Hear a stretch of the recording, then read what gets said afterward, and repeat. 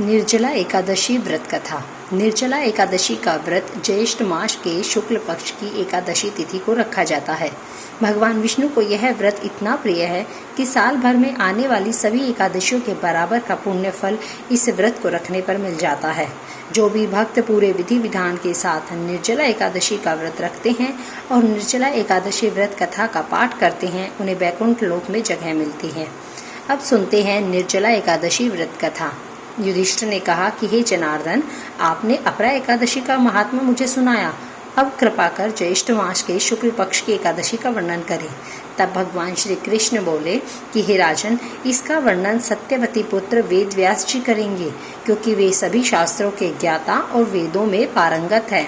तब वेद व्यास जी ने कहा कि दोनों पक्षों की एकादशी को भोजन नहीं करना चाहिए।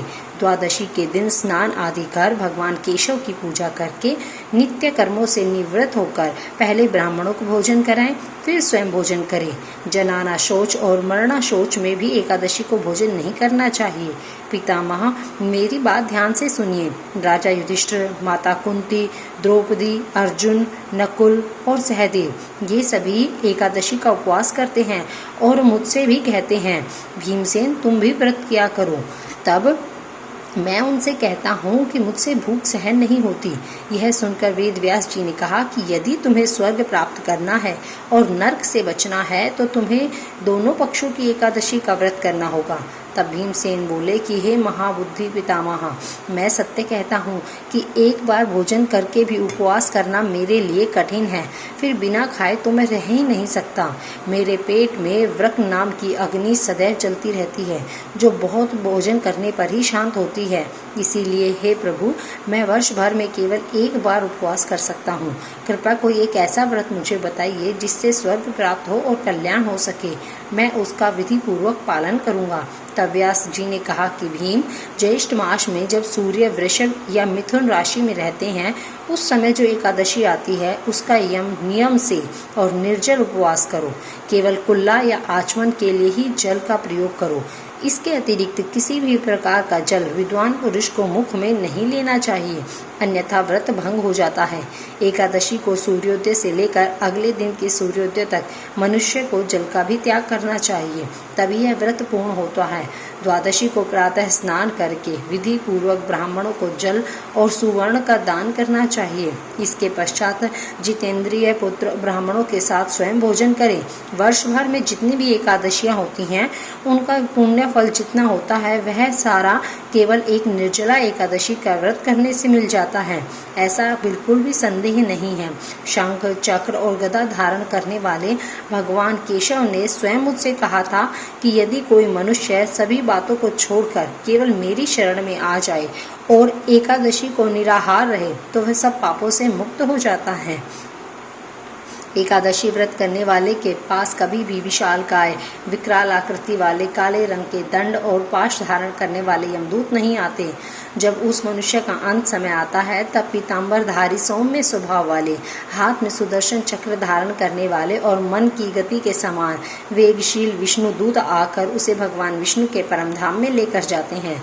इसीलिए मनुष्य को निर्जला एकादशी को पूर्ण श्रद्धा और विधि पूर्वक उपवास करना चाहिए।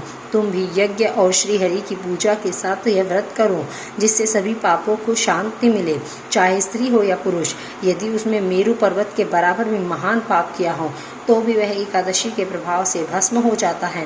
जो मनुष्य उस दिन जल के नियम का पालन करता है वह पुण्य का भागी हो जाता है। उसे एक एक पहर में करोड़ों स्वर्ण मुद्राएं दान करने के बराबर फल मिलता है। निर्जला एकादशी के दिन जो भी स्नान, दान, जप हम करते हैं वह सब अक्षय फल देता है। यह स्वयं भगवान श्री कृष्ण ने कहा है। इस व्रत को करने से मनुष्य वैष्णव पद को पाता है। जो मनुष्य एकादशी के दिन अन्न खाता है वह पाप को खाता है, वह इस लोक में चांडाल के समान होता है और मृत्यु के बाद उसे दुर्गति प्राप्त होती है।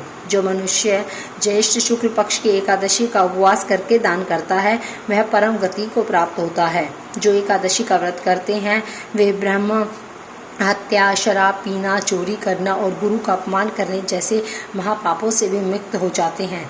हे कुंती पुत्र, निर्जला एकादशी के दिन श्रद्धालु स्त्री पुरुषों के लिए जो विशेष दान और कर्तव्य बताए हैं उसे सुनो। उस दिन जल में शयन करने वाले भगवान विष्णु की पूजा करनी चाहिए और जलमयी धेनु का दान करना चाहिए। अगर संभव हो तो वास्तविक गाय या घृतमयी धेनु का दान करना उचित होता है।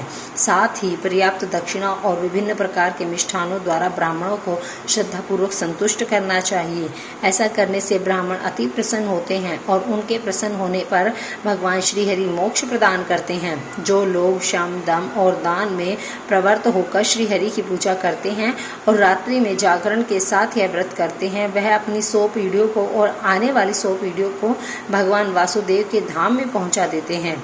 इस दिन अन्न, वस्त्र, गो, जल, सुंदर आसन, कमंडलू, छाता आदि का दान करना चाहिए। जो व्यक्ति उत्तम और सुपात्र ब्राह्मण को जूता दान करता है वह सोने के विमान पर बैठकर स्वर्ग में जाता है।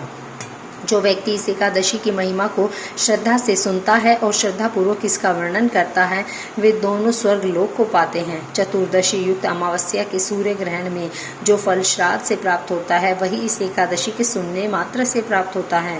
सुबह दंत धावन करके यह संकल्प लेना चाहिए कि मैं भगवान केशव की प्रसन्नता के लिए एकादशी को निराहार रहूंगी और आचमन के अतिरिक्त अन्य किसी प्रकार का जल ग्रहण नहीं करूंगा या करूंगी। द्वादशी के दिन भगवान विष्णु की गंध, धूप, पुष्प और वस्त्रों से विधि पूर्वक पूजा कर जल का कलश दान करते हुए यह मंत्र उच्चार कर संकल्प करें। देवदेव ऋषिकेश संसार वर्णवतारक उद्कुंभ प्रदानेन नयमा परमागतिम, यानी कि संसार सागर में तारने वाले देवदेव ऋषिकेश, इस जल के घड़े का दान करने से आप मुझे परम गति की प्राप्ति कराइए। भीमसेन, ज्येष्ठ मास में शुक्ल पक्ष की जो शुभ एकादशी होती है उसे निर्जल एकादशी का व्रत करो और उस दिन श्रेष्ठ ब्राह्मणों को शक्कर के साथ जल के घड़े दान करने चाहिए। ऐसा करने से मनुष्य भगवान विष्णु के करीब पहुंचकर सुख और आनंद को पाता है।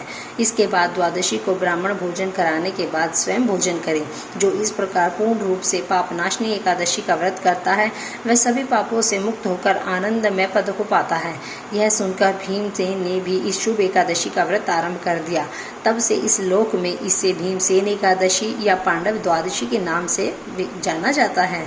तो यह थी निर्जला एकादशी की कथा। अगर आपको यह कथा अच्छी लगी है तो वीडियो को लाइक करें, शेयर करें और चैनल को सब्सक्राइब करें। धन्यवाद।